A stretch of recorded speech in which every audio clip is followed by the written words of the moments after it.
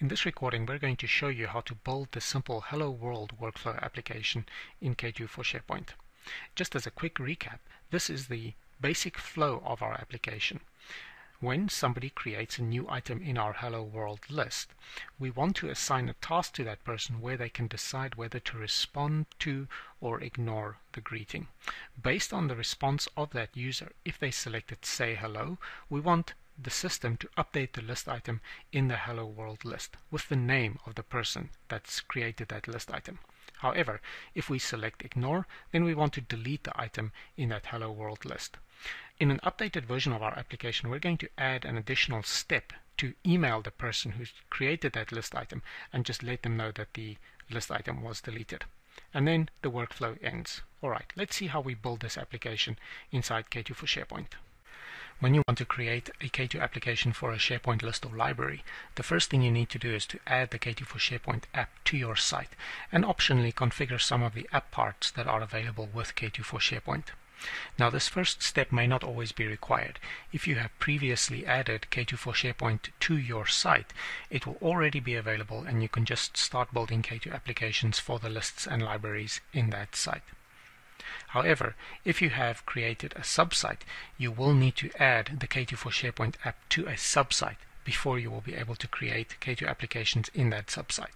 Okay, let's have a look at how we can add the K2 for SharePoint app to your site, and then we're also going to configure the K2 Worklist app part for our particular solution. For the build walkthrough, I'm using a SharePoint site called Learning K2. The K2 for SharePoint app hasn't been added to this site, so let's go ahead and do that. Click on the Add Lists and Libraries and Other Apps option in your site. In the list of apps that are available, notice that we have the K2 for SharePoint available as an app that we can add to our site. Let's go ahead and click on that option, and on the dialog box that pops up, just click on the Trust It button. In the background, the app will now be added and configured in our SharePoint environment. Notice here that the app is being added. If I refresh the list of site contents here, we can see that the K2 for SharePoint site is being added. We'll give it a few seconds, and we can see that our K2 for SharePoint app is now added. Alright, the next thing we need to do is to configure that app. So I'm going to go ahead and click on the K2 for SharePoint link in my navigation bar on the left. And in my configuration in the registration wizard, I need to confirm the SmartForms runtime URL. This value should be set for you by default. Your values, of course, will be different to the ones that you can see here on the screen. Just click on Next. And on the next screen, K2 will go ahead and set up all the necessary configuration to make the K2 app work for your SharePoint environment. This will take just a few seconds to complete, so I'll pause the video. Alright, after a few seconds, all the configuration would have completed. You can see that with all the green check marks that have been added to each section of the configuration. And once all of those are done, we can go ahead and click on Finish. Now I can go back to my site and start adding app parts for my site. Now, to allow people to open their K2 tasks in this site, I want to add the K2 Worklist app part to my site. To do so, I'm going to go ahead and edit my site landing page. And then I'll go to the Insert tab, and in the Insert tab I'll click on the App Part button in the toolbar. You should see listed in the various parts that are available your K2 Worklist app part.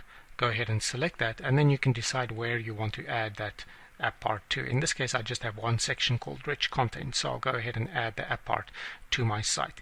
Incidentally, the other app part that is available is called the K2 Form Viewer, and you can use this app part to show a K2 Smart Form inside your SharePoint site. But in this case, we're just going to use K2 Worklist and add that app part to our site. You can see the app part has been added here. In my particular environment, I already have a K2 task that's been assigned to me, which is why I'm seeing a value pop up in my K2 Worklist app part. You may not have any tasks that show up in the K2 Worklist app part. Okay, if you're happy with the adding of your app part, go ahead and save your edit page, and then we're back at the site landing page with our new K2 Worklist app part added. Okay, so now that the K2 for SharePoint app is installed in your SharePoint site, you can start building K2 applications in your site. Note that the app has only been installed for the current site. If you want to use the K2 for SharePoint app in other SharePoint sites, you may need to repeat these steps to enable the K2 for SharePoint app in those sites if it hasn't been added already. We also added the K2 Worklist app part to the site so that users can open their K2 tasks from the SharePoint site. This step is optional. Your K2 application will still work just fine even if you do not add the K2 Worklist web part to your site. However, having this K2 Worklist app part available somewhere in SharePoint is a good idea, so that users have a central place where they can see all their outstanding K2 tasks and can open their tasks from that app part. Now that the K2 for SharePoint application has been added to our site, the next step is to create a new list in SharePoint that will act as the data source for our application. Users will add new items to this list to start the workflow, and the workflow will then later modify the list item that was added by the user based on the decision in the respond to greeting user task. For this sample application, we're going to use the custom list template in SharePoint to create the list, and then we're going to add a column to that list which is going to be used to store the response to the greeting. Now notice that using a SharePoint list as the data for a K2 application in SharePoint is the most common approach for the data side of our applications, but it is also possible to use other systems such as SQL databases as the data source for a K2 application as well. So for this application, we're going to create a custom list in our Learning K2 site. I'm going to go ahead and click on the Add Lists, Libraries and Other Apps link in my site, and then under Noteworthy, let's go ahead and select Custom List. Incidentally, this is the same procedure you would use to create any other list in SharePoint, so if you already know how to do this, you can skip ahead to the next step of this demo. We're going to call our custom list Hello World, and then I'll just go ahead and click on the Create button. Alright, let's jump into our custom list because we want to add one more column to store the response of the user. So I'll click on the Hello World list to open it up, and then under List tab in the toolbar, I'm going to go ahead and click on the List Settings in the ribbon bar that appears. Under List Settings, let's go ahead and then create a new column in our list, and we'll call this column Response. We'll store just a single line of text in this column, and for the rest of the values, just leave those on the default and go ahead and click on OK. Once you've added that new column, just click on the Hello World link to jump back to your list. So step 3 is to create a new K2 application for the list. Remember, you can create K2 applications for libraries as well. Right, let's create a K2 application for our list. First, select the list in your SharePoint site. Once the list is selected, click on the List tab in the ribbon bar, and because we added the K2 for SharePoint app to our SharePoint site, notice that we have two new options here in the K2 group, K2 Application and Report. We'll look at reports a little later. For now, just go ahead and click on the K2 Application button. After a few seconds, you should see a page that will allow you to select the artifacts that you want K2 to create for your new application. Essentially, K2 applications consist of data, forms, workflows, and reports. Under the data option, the option to create smart objects will always be selected because we always want to expose this list as a data source. However, you do have the option to allow the smart object to be used in other workflows, either workflows for the same list or library or workflows for the same site collection. In this case, let's leave this option checked. Your next option, Forms, if you check this option, K2 will create smart forms and replace optionally the SharePoint forms that are used to interact with items in this list. For our sample application, we're just going to use standard SharePoint forms to interact with a list, so do not check the Forms option. Under Workflow, we do want to create a workflow for our application, so go ahead and check the Workflow option and then give your workflow a name. In this case, I'm just going to call my workflow Hello World Workflow. We can also decide how we want this workflow to start. In this particular case, we want our workflow to automatically start whenever a new item is added to our SharePoint list. So go ahead and select the Following Events Occur Radio button, and then under that, select the option An Item Was Added. This means whenever a new item is added in our list, the workflow will automatically be started. There are other ways of starting the workflow as well, and we'll look at those in other exercises. Finally, under Reports, we can tell K2 that we want to generate reports for our K2 application. And in this case, go ahead and click the option to create reports. Alright, once you've selected those options, go ahead and click on OK, and K2 will start generating those objects for you. So we've now created a new K2 application for the list. Next, we're going to add a workflow user task to the workflow that was generated for our new K2 application. We're going to add a user task to our workflow because we want someone to decide whether to respond to or ignore the greeting. For this particular sample application, we're just going to send that user task back to the same person that added the SharePoint list item. This person is also known as the originator of the workflow, the person who started the workflow. Because we're using a standard SharePoint form for this user task, we're just going to use the SharePoint task option for this user step. You'll notice in the toolbar or the ribbon at the top of the screen some options for wizards that we can drag and drop into our workflow. Incidentally, if you clicked on the category, you can pick different kinds of workflow steps as well. But in this example, let's just stick with the general workflow steps and go ahead and drag and drop the SharePoint task into the first empty block in your workflow. As soon as I drop that task into my workflow, a wizard screen will pop up and I need to configure this wizard. I'm going to call this task respond to greeting and add an instruction for the user. Please respond to the greeting. Now I want two possible actions that the user can take. They can either say hello or they can ignore the greeting, and the workflow will execute differently depending on which of these actions the user picked. Incidentally, it is definitely possible to have more than one action for any user task in a workflow. In this example, we're just going to use two outcomes or actions. Go ahead and click on the next button. On this screen, we can decide whether we want to allow the user to edit the original SharePoint item or just a display version of the SharePoint list item. We don't want the user to change the original list item that was added, so select display and go ahead and click on next. On the participant screen, we can decide who we want to deliver this task to. Notice on the right hand side that we have some quick options for the task allocation. In this case, we just want to send the task back to the originator, the person who started the workflow. You could, however, if you wanted, search for other users in SharePoint, or you could search for groups in SharePoint as well. So here, for example, if we did want to send the task to the sales group, we could just search for the sales group. But in this case, we'll just send the task to the originator.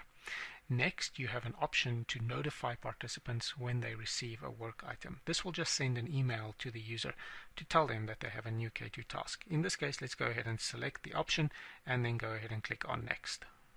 On the next screen, you have the option to customize the notification message that is sent to the user about this task. In this case, let's go ahead and click the option, and notice that K2 automatically fills in some context of the task for the user. In this case, let's just leave the message of the body as is, but we want to use the title of the list item that was entered as the subject line for this new email. Now on the right hand side, you'll notice something called the context browser, and this allows you to drag and drop values from various places into wizards in K2. For this particular example, let's expand item references and then click on Hello World and drag and drop the title into the subject text box. Item references are essentially shortcuts to the original item or some item in SharePoint. In this case, K2 automatically keeps a shortcut or a reference to the list item that started the workflow. There are quite a few other context areas where you can drag values from. For example, values from the workflow or values from smart objects that expose other data sources. Perhaps you want to perform some inline functions, and we'll look at those in later exercises. For now, however, just drag and drop title from the Hello World item reference into the subject line of the message and leave the rest of the message unchanged. Go ahead and click Finish. So now our user task has been added. You'll notice that there is a little person icon on this task to indicate that it needs to be performed by a user. Alright, we also have two possible outcomes from that task. Either the person selected ignore, or they're going to say hello and return the greeting. Now, depending on the decision that the user made, we're going to perform different server tasks. Alright, so in step 5 we're going to add some workflow server tasks to our workflow for our K2 application. Let's add the 2 server tasks for our workflow. From the ribbon bar, click on the general icon and then scroll down and select the list items group. These are all the wizards that you can use to interact with list items in SharePoint. We want the workflow to delete the original list item if the user selected the ignore decision. So from the ribbon, go ahead and locate the delete list item wizard and then drag and drop that wizard into the ignore path of our workflow. Now, how does K2 know which list item to delete? Well, by default, K2 assumes that you want to delete the list item that started the workflow. How does K2 know where to find that list item? Well, it uses the item reference that we spoke about earlier when we configured the user task. If you want to check this, you can always just double click on the item itself and then run through the wizard until you get to the specify list page, and here you can see that we're using the list item reference called hello world. Remember, K2 automatically adds this item reference or shortcut to the item that started the workflow. If I wanted to, I could also browse to a specific list item to delete, but in this case we're just going to keep the original list item that started the workflow, and that item we're going to delete. Okay. Next, we want to add a step to the say hello path of our workflow to update the list item that started the workflow. So from the ribbon bar, go ahead and drag and drop the update list item wizard and drop that into the say hello path of our workflow. Now this wizard we need to configure. First, we need to tell K2 which list item we want to delete, and we're going to use the list item that started the workflow. Remember, this uses the item reference that was added to the workflow when it started.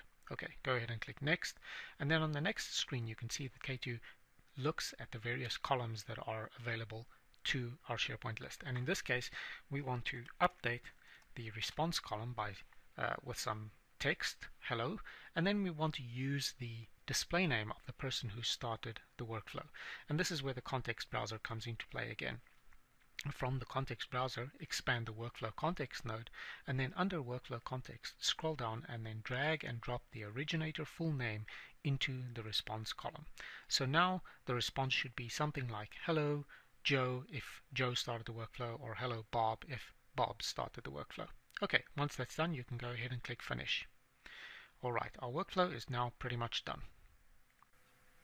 Okay, in step 6 of our build guide, we're going to go ahead and deploy the workflow that we just assembled. To deploy your workflow, just click on the File menu and then select Deploy in the options that come up. K2 will check the logic of your workflow, and then it will start deploying the workflow if everything looks good. Just wait a few seconds, and then you should see a success message that your workflow was deployed. Once you see the success message, you can go ahead and click the Close and Exit button. You'll get dropped back to the list of artifacts that were created for your Hello World application.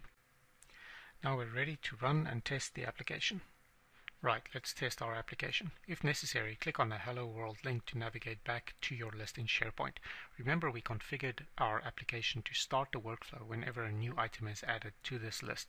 So go ahead and click on New Item, and then let's call the first item First Test.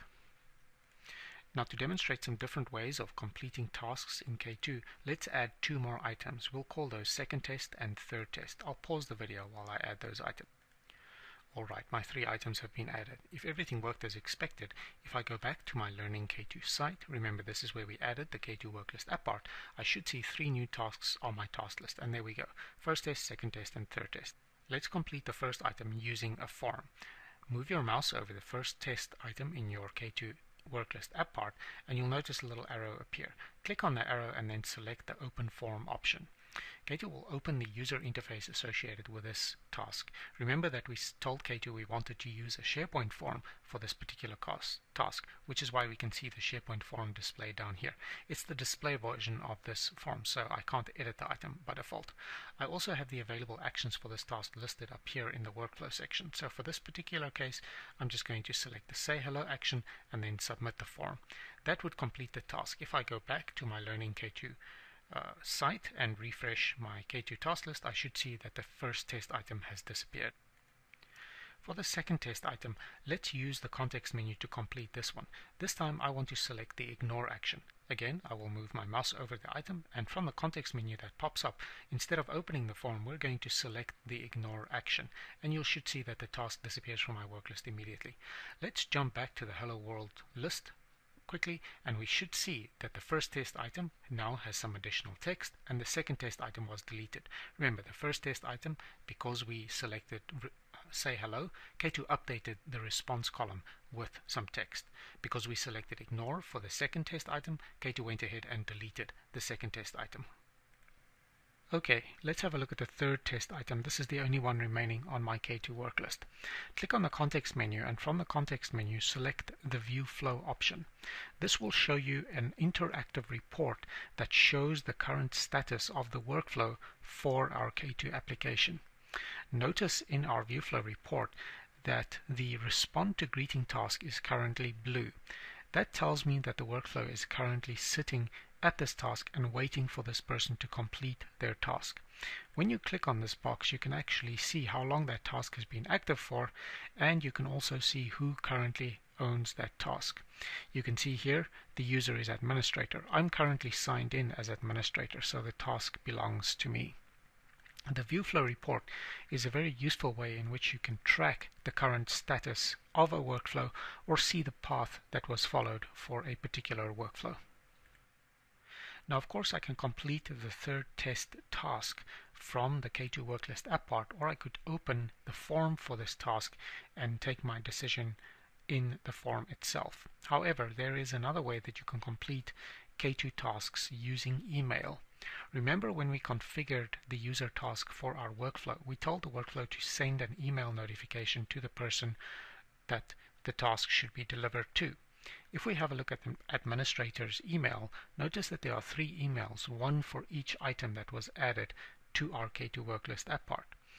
Let's complete the third test item using email. To do so, all I need to do is to reply to the email with one of the available options for the current task. So I'm just going to go ahead, hit reply, and then as the first line of my response, just select the say hello action. Remember, I could either say hello or ignore in my email response, and I'll go ahead and click send. Okay, now in the background, K2 is going to process my response, and in a few seconds we should see that the workflow path changes according to the response of the email that I sent. So I should expect the interactive view flow report to change and show me that the say hello path was followed. That should take just a few seconds. And there we go, we can see that the workflow view flow report changed and showed me that we followed the say hello leg of our workflow. I also would have received an email back from the K2 service confirming that I successfully completed the respond to greeting task with the say hello action. The next step of our practical exercise is to report on our K2 application. In this case, we're going to use the reports that were generated when we created the new K2 application in step 3. To access the generated reports for a K2 application in SharePoint, go to the list where the application was created. In this case, it's the Hello World list. Click on the List tab in the ribbon bar, and then on the K2 option in the ribbon bar, click on the report icon. After a few seconds, you should see that K2 starts to generate the reports for our K2 application. Have a look here on the left-hand side. This is the name of one of the workflows associated with this application. In this case, we only have one workflow called Hello World Workflow. If I click on this instance count link, I can see a list of all the instances of this workflow, one for each of the list items that were added to our list that has been started. Now, K2 automatically captures all this reporting information. We didn't have to do anything special apart from tell K2 to generate these reports for us.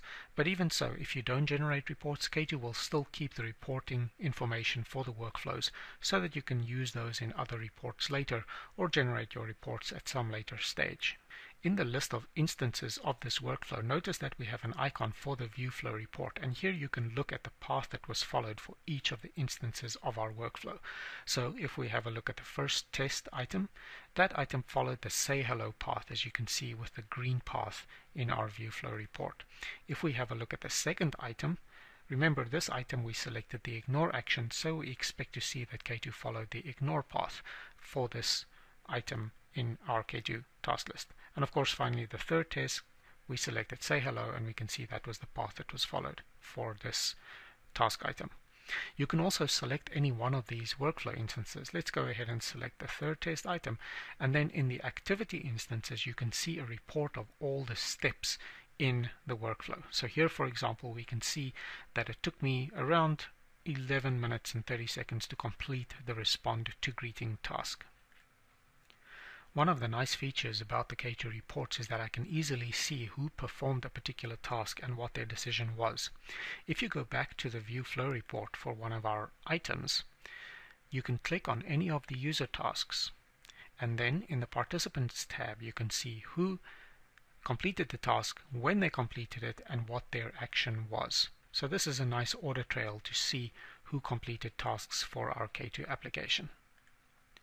Now K2 keeps this reporting data indefinitely, so at any point in the future I can always go back and run reports for my workflow applications for my K2 application and easily see the history for each instance of the workflow. And there we go. Those are the 8 steps that you would follow to create a new K2 application inside of SharePoint. And in fact, this might be all that is necessary. However, you may want to make changes to your application at some point in the future. And that's what we're going to do in step 9 of our walkthrough guide. In this case, we're going to update our existing application. We want to add a new column to the SharePoint list to store the date that the workflow task was completed. We will then regenerate the smart objects for that list so that K2 knows about this new column that we added, and then we're going to add some additional workflow server tasks to our workflow.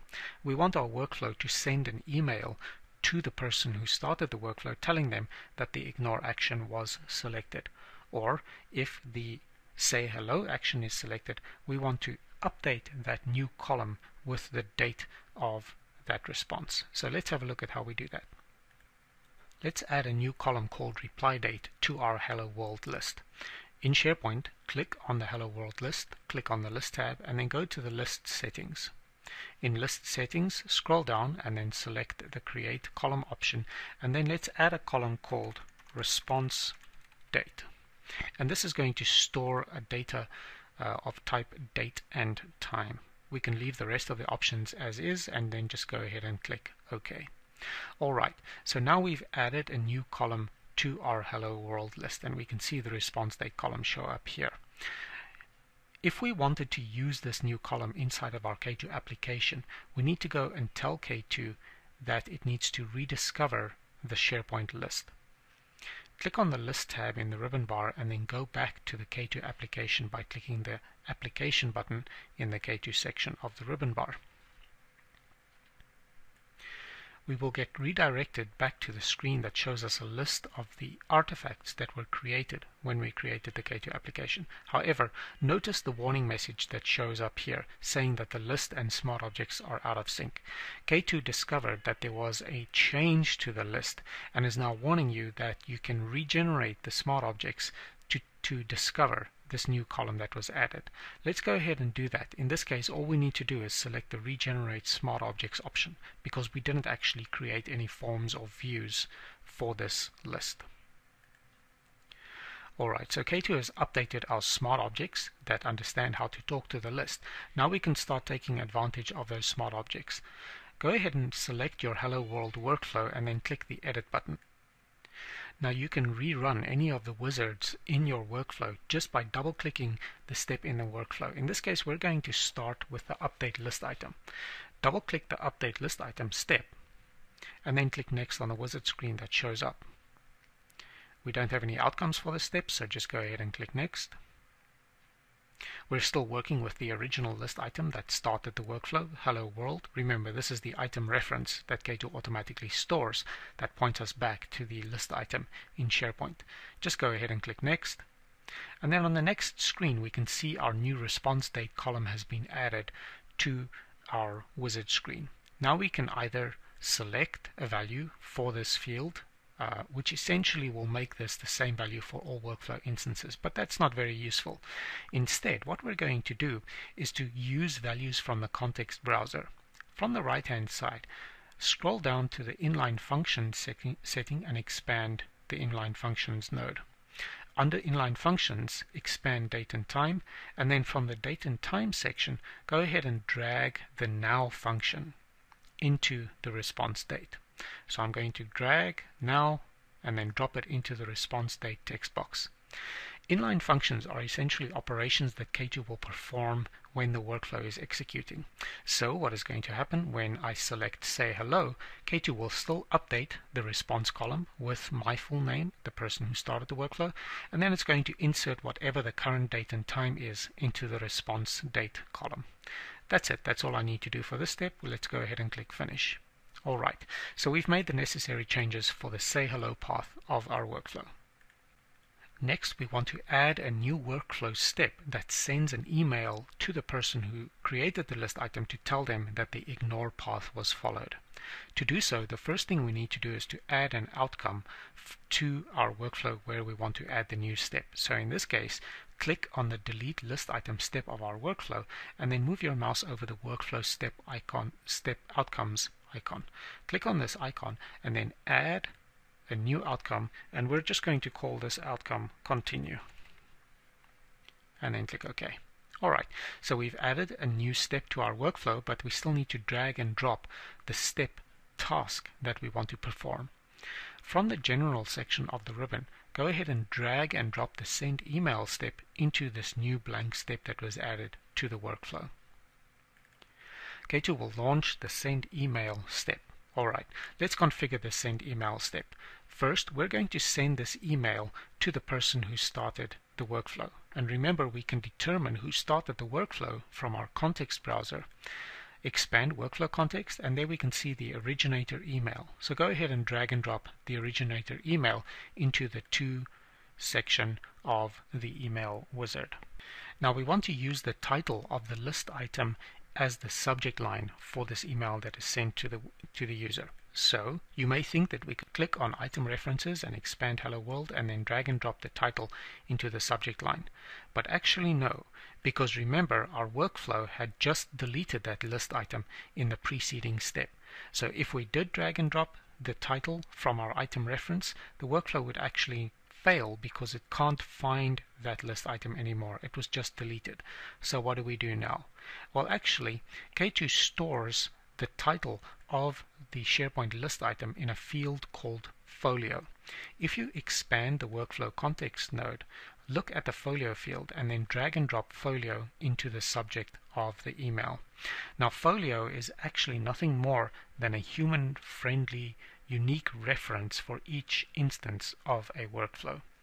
Because we started this workflow from a list item in SharePoint, K2 automatically used the title of that list item for the workflow so that it can associate the workflow back to the list item that started the workflow. However, you can use whatever values you want for the folio. Perhaps you want to update that folio during the flow of a workflow, and that certainly is possible. Now, folio does not have to be unique for every instance of the workflow. You're free to use whatever values you like for the folio. However, it's a good idea to use some kind of unique label for the folio so that you can identify the workflows in the reports and the K2 Worklist app part. For example, in a workflow that manages a customer order entry process, perhaps you would use the customer name and the order reference number as the folio. Or perhaps for something like a leave request workflow, perhaps you want to use the employee name, the leave dates, and the leave type as the process folio.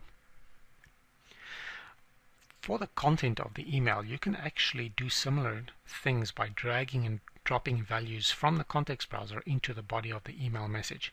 To save time, we're just going to use some static text. We'll just tell the user that their greeting was ignored and deleted. Sorry. All right. The email event is done. Go ahead and click OK, and we've now added that new step to our workflow. Alright. Now remember that we need to deploy this workflow to take advantage of these changes. So from the File menu, go ahead and click on File and then select the Deploy action. K2 will deploy the workflow to the server, and once it's done, go ahead and click the Close and Exit button. Alright, so our K2 application has been updated. Let's go ahead and test this new version of our application.